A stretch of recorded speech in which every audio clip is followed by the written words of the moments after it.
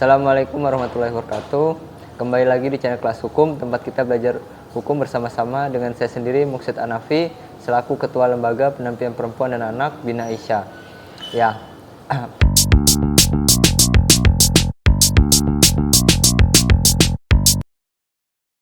pada kesempatan kali ini kita akan berbincang-bincang bagaimana lembaga perlindungan saksi dan korban yang sedang menjadi sebuah sorotan di dalam kasus pembunuhan berencana, dugaan pembunuhan berencana kepada Brigadir J atau Brigadir Joshua yang dimana sudah ditetapkan ada 4 tersangka dari kasus tersebut.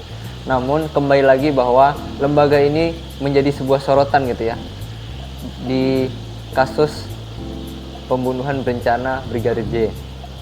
Nah, LPSK sendiri itu apa sih?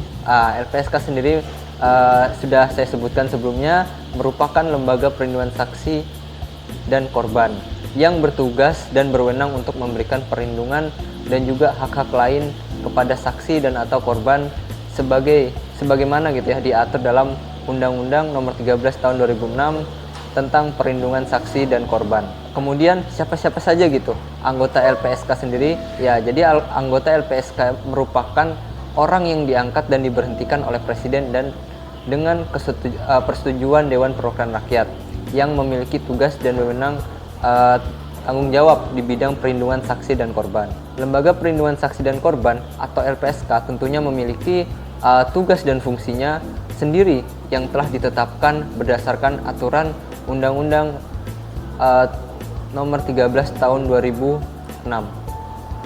Tugas dan fungsi LPSK adalah dalam peraturannya disebutkan bahwa tugas LPSK adalah yang menjadi tanggung jawab atau kewajiban dari masing-masing bidang di lingkungan lembaga perlindungan saksi dan korban.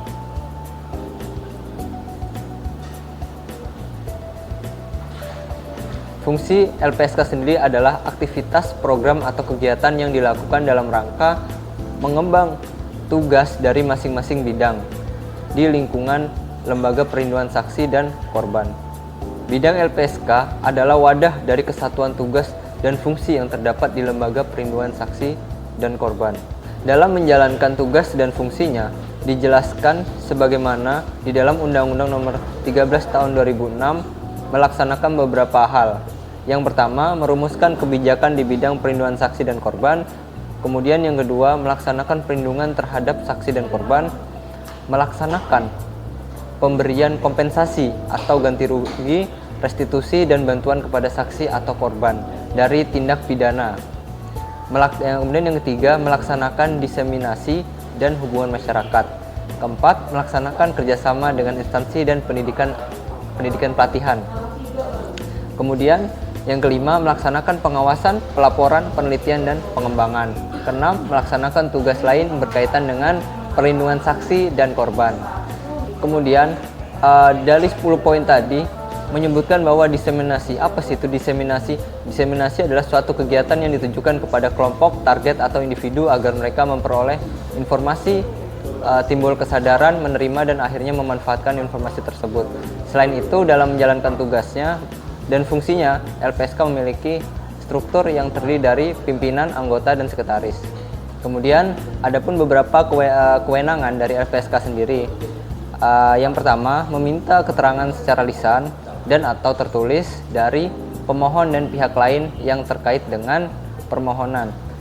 Kemudian yang kedua, menelaah keterangan surat dan atau dokumen yang terkait untuk memperoleh kebenaran atas permohonan tersebut, yang dimana harus di cross check lagi permohonan tersebut apakah benar atau salah. Dan yang ketiga, meminta salinan atau fotokopi surat dan atau dokumen terkait yang dibutuhkan dari instansi manapun untuk memeriksa laporan pemohon sesuai dengan ketentuan peraturan perundang-undangan mengenai lembaga perlindungan saksi dan korban. Kemudian yang kelima, meminta informasi perkembangan kasus dan dari penegak hukum.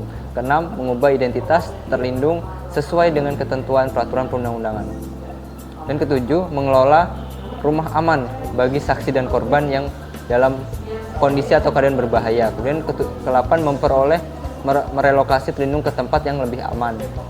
Ke-8, melakukan pengamanan dan pengawalan 9. Melakukan pendampingan saksi dan atau korban dalam proses peradilan. Kemudian selanjutnya, melakukan penilaian ganti rugi dalam pemberian restitusi dan kompensasi agar pemberian restitusi dan kompensasi tersebut dapat diberikan dengan baik dan benar.